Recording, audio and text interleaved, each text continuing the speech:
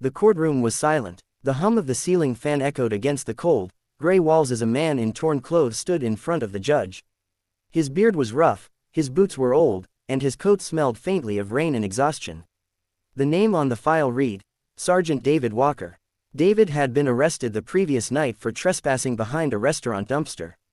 He wasn't stealing. He wasn't violent. He was just trying to find a dry place to sleep. But in a city that had long forgotten its heroes, compassion was a luxury that no longer existed.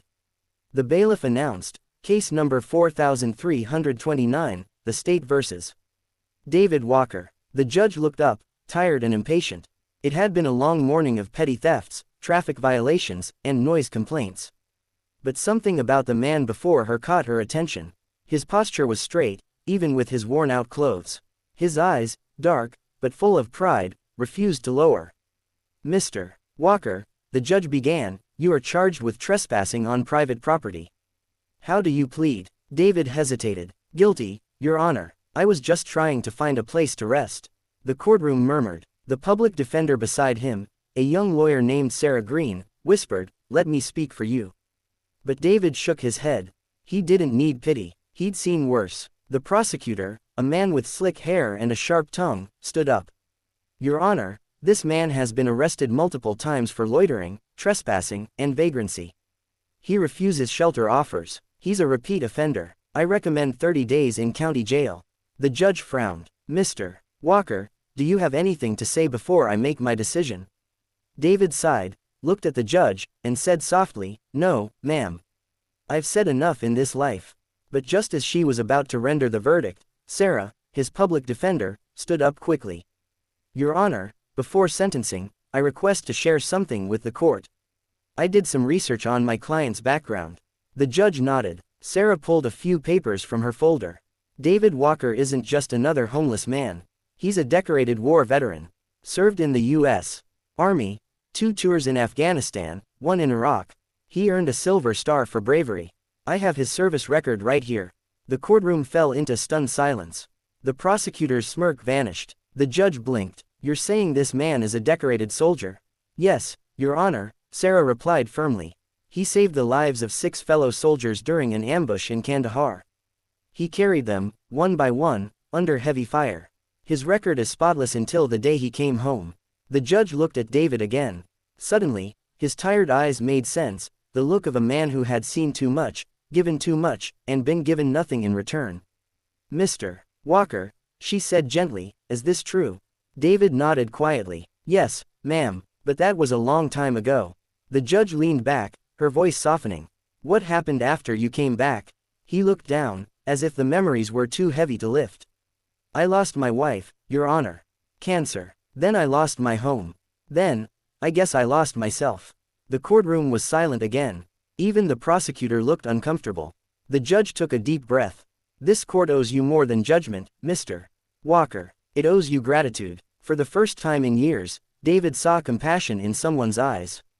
But he wasn't ready to believe it yet. He'd been disappointed too many times. The judge paused, then asked softly, Sergeant Walker, what unit did you serve with? David's eyes lifted slowly. The 82nd Airborne Division, ma'am. The judge froze. Her eyes widened. The courtroom sensed something had changed. 82nd Airborne, she repeated. Yes, ma'am. Tears began to well in the judge's eyes. Sergeant, my brother served in that same division. Captain Michael Reeves. He used to talk about a man who saved his life during an ambush in Kandahar, said his name was David Walker.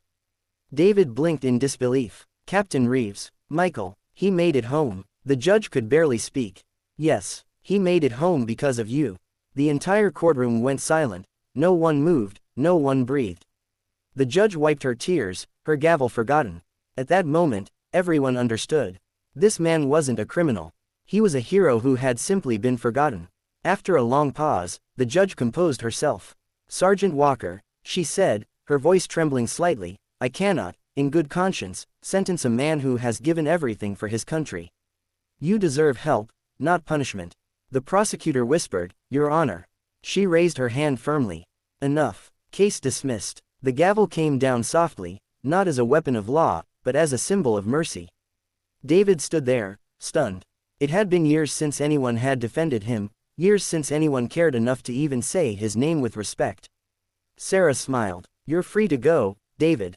But David didn't move. Free to go where, ma'am? The streets again. The judge took off her glasses and looked at him with deep compassion. No, Sergeant, not this time. She called the bailiff and spoke quietly to him. Within minutes, a representative from a local veterans rehabilitation center arrived, a man named Colonel Thompson, retired and kind-faced.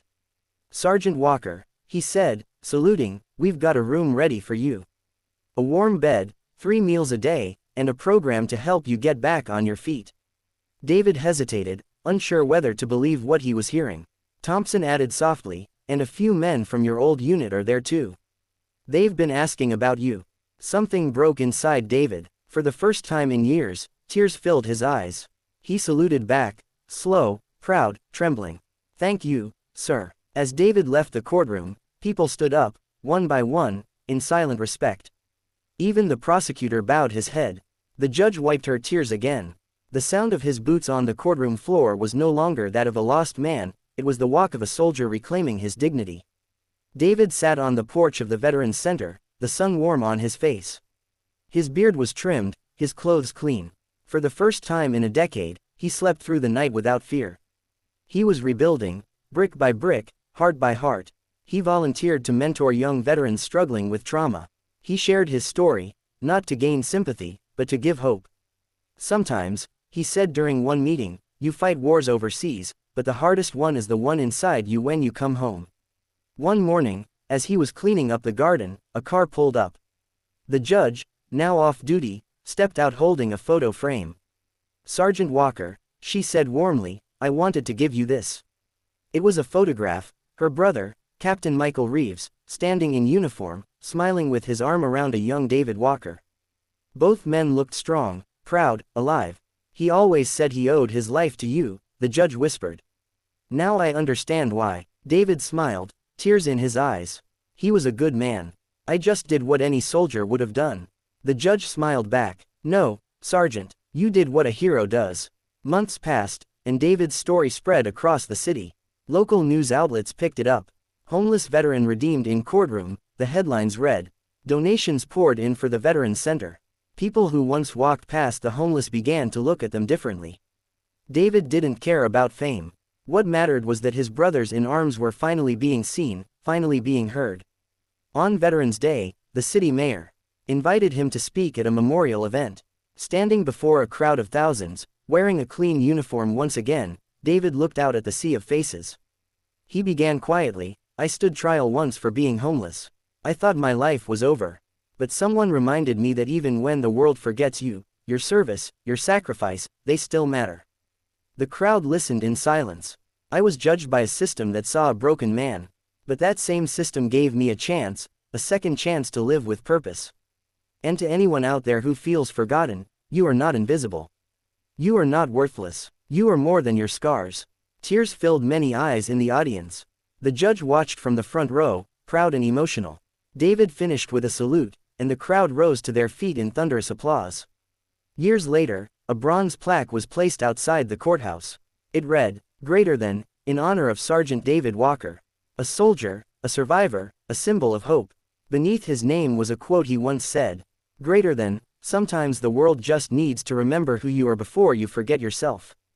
The day that Judge heard his name, everything changed.